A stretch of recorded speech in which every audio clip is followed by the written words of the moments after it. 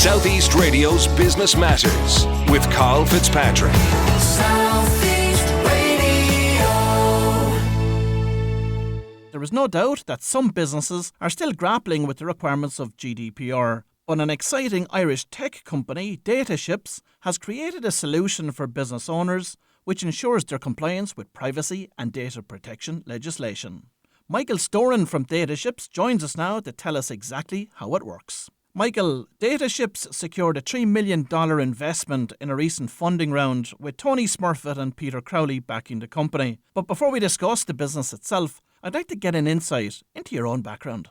Thank you, Carl. Great to be here. Yeah, good stuff. So I'm from the sunny southeast myself, from Newtown and Kendi. Went to school in Dublin, college in Trinity, over to London for a master's. And then, since then it's kind of been the entrepreneurial bug has got me. So this is kind of my second business now. And a little bit less glamorous than the fantasy sports and the compliance space. Provide us with an insight into that fantasy sports game and how you went around building that, and of course eventually getting a successful exit.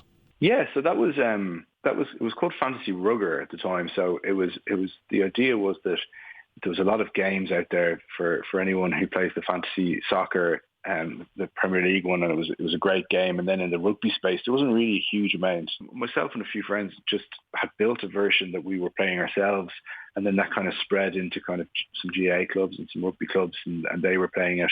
And then the impetus was to say, well, we could turn this into a business, and went from there. And we grew up. We built up a great user base. People really liked the game, and then Sky New Zealand actually quite randomly came in and bought it. So before we get into the detail of Dataships, provide me with an insight into how you actually came up with this idea with Ryan. When we were doing this, when I was building this game, there was just, I wanted to focus on trying to get people to play the game and doing content around rugby and GA and stats and all this. And I just found myself spending so much of my time on this compliance piece and making sure that, we were marketing and we were allowed to market to the people we were, and that, from anyone who was playing the gambling version, that they weren't under 18 and that they weren't, vulnerable people, things like that. And then, as we started to launch into the UK and the US, there was kind of different laws in different places, and it just became this almost like a full-time job for me, trying to navigate all of these different legislations. I had a background in the London School of Economics on European regulation, so I kind of was quite good at it, could get my head around it, and we just kind of started to become the go-to for other people who were doing similar games or similar startups, and were having similar struggles with their users and making sure that they were complying. That we kind of started helping people out, then we put it into a little product, then it just kind of went from there. And Ryan, another Wicklow man, he was working in EY and Accenture on kind of larger scale compliance projects with banks. So he kind of brought this, more buttoned up enterprise level kind of, knowledge and experience to the product as well.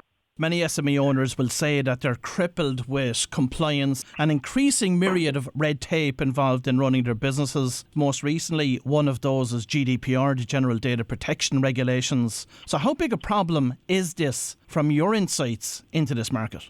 It's an interesting one. I think the GDPR was a little bit like the Y2K bug back in the year 2000, where it kind of came and everyone thought this was going to be this big bang. And there was actually a lot of misconception around what it was, what it meant. There still is, everybody knows the cookie banners, which is a pain for everybody. There was a lot of people sending out emails to try and get people to opt back into mailing lists, which is actually non-compliant to do that. So there was a kind of a lot of scaremongering at the time. What we see really, the actual problem is not so much from it's not so much led by GDPR or this idea of fines. It's really about, I'm a business and I'm trying to talk to my end consumers. I want to market to them. I want to build relationships with them. And, how do I do that in a very real sense? With the best will in the world, a lot of these businesses want to be compliant, but are just saying, well, we don't understand the nuances of necessary cookies versus preference cookies versus how this consent that I'm getting over here flows through to my marketing efforts over here, or, online, offline. So it just becomes, it's quite a hard problem. So it's not so much driven by GDPR. It's more when businesses are actually in the weeds of operating. And I think most businesses know conceptually they want to be compliant, but it's just it's almost a black box of not understanding how to do it is really the kind of the problem. On the other side of the Atlantic, Dataships is helping business owners to comply with the California Consumer Privacy Act. Is this legislation as onerous as what we're seeing here in Europe with GDPR?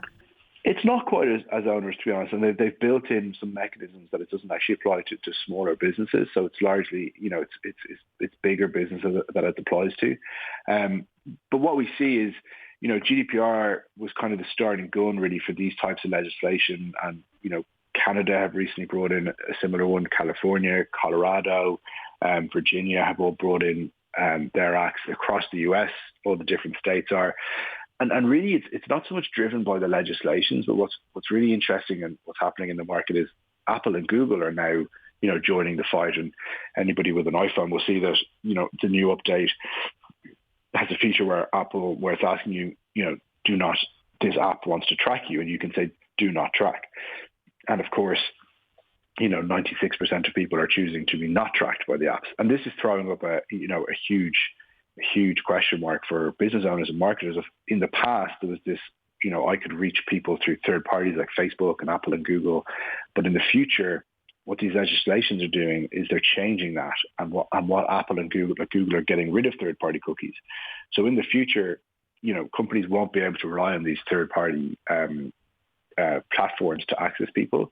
So it's really important that they have what we call a first-party data strategy, where it's, outside of Facebook, how am I talking to my own customers in a first-hand way, first party. So directly on my own channels, on my website, on my own, my own newsletter, etc. So that's kind of the shift that we're seeing in the market. So, Michael, that's the problem that businesses are facing. So how is Dataships aiding compliance with the respective privacy and data protection legislation? Yeah, so what we've done is initially we kind of tackled, a particular part of the problem, which was being able to surface data from businesses to their consumers. But what we quickly realized was what businesses wanted us to do was just to outsource this whole problem to us, and to not really, they're not really looking to become experts themselves on how this works. They just want to know, do I have compliant data? Can I go about my day? Can I go about my focus, which is growing my own business, without having to worry about these third parties? So what we do is we integrate with all of the sources that a business is using, both offline and online. And we use APIs, what's called APIs, to do that. And then we give the business a little piece of script, a bit like how you get your Google Analytics Live that goes onto your website. And what that does then is we give you a consumer-facing, what we call a privacy center on your website that's full with everything you need to be compliant. So everything you need there, but from privacy policies to cookie policies to surfacing this data for your users, everything you need. And then, we ask what countries you're in, what type of business. So we'll populate that accordingly with what you need, and we'll give you what we call a control panel that the business themselves can log into, that has all of the kind of audit logs and all of the consents that they need to be able to show to a regulator, or to be able to show to a consumer if they come knocking, to show how they've complied. And Michael, how does it assist the business with fulfilling data access requests? So what we do is we integrate with all the data sources. So what we see, if I take the example of an e-commerce store, they might be built on Shopify or Magento or Squarespace or one of these platforms. They'll probably have an emailing list. They might have a tool they're using to sell or whatever it might be. We use the APIs to pull this information on a user, and we use the email address as the identifier for a user. So when that user comes to the website and says, I want to know what data you have on me, it's a very simple click of that button. They verify that it's them and it's their email, and that will surface all of this information to them. They can change it, download it, whatever it might be, and that will reflect in those end sources and update them there. So we see that a lot with clients. Especially clients with sensitive data who are getting a lot of these requests. They're getting a lot of people asking, I want what information you have on me, because it's kind of sensitive. Previously, they were trying to do this manually.